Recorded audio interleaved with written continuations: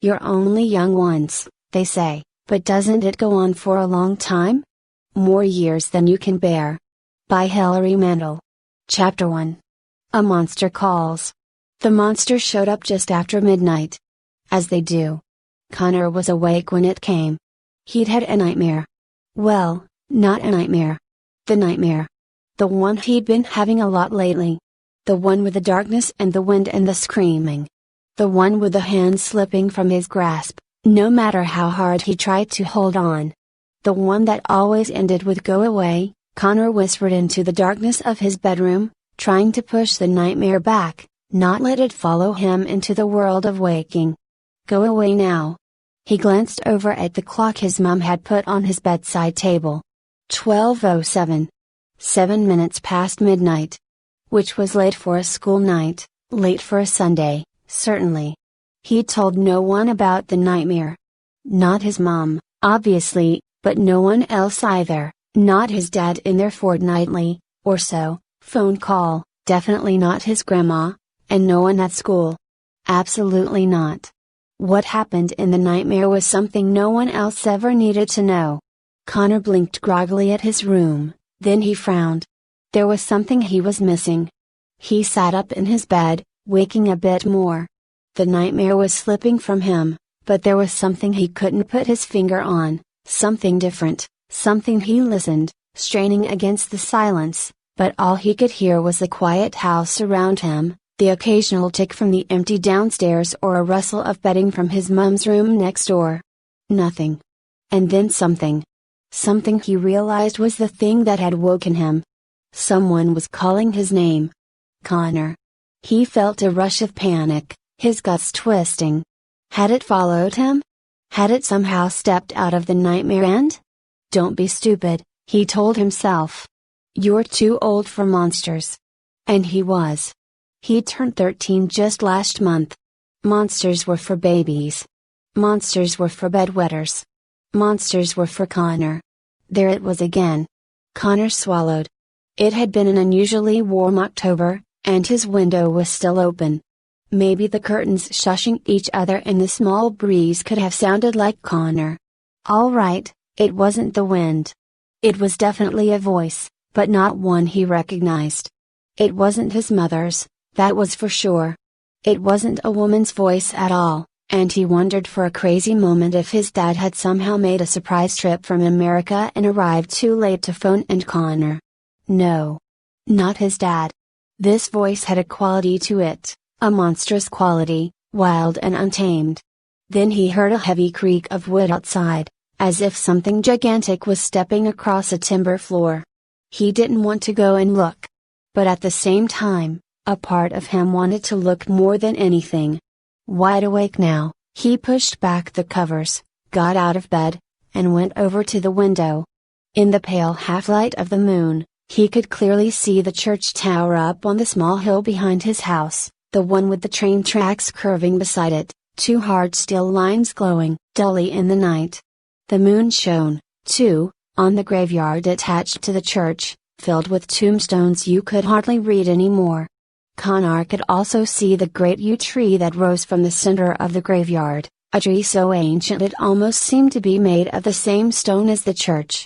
He only knew it was a yew because his mother had told him, first when he was little to make sure he didn't eat the berries, which were poisonous, and again this past year, when she'd started staring out of their kitchen window with a funny look on her face and saying, "That's a yew tree, you know."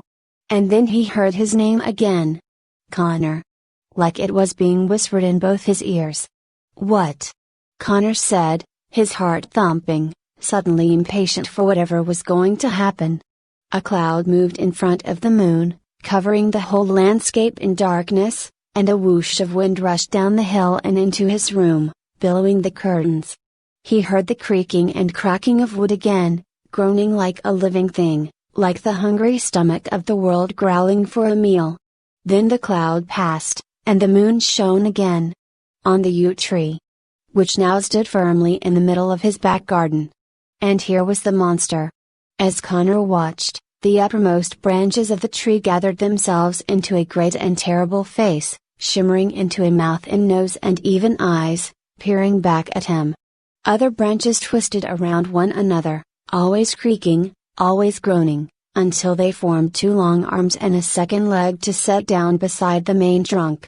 The rest of the tree gathered itself into a spine and then a torso, the thin, needle-like leaves weaving together to make a green, furry skin that moved and breathed as if there were muscles and lungs underneath.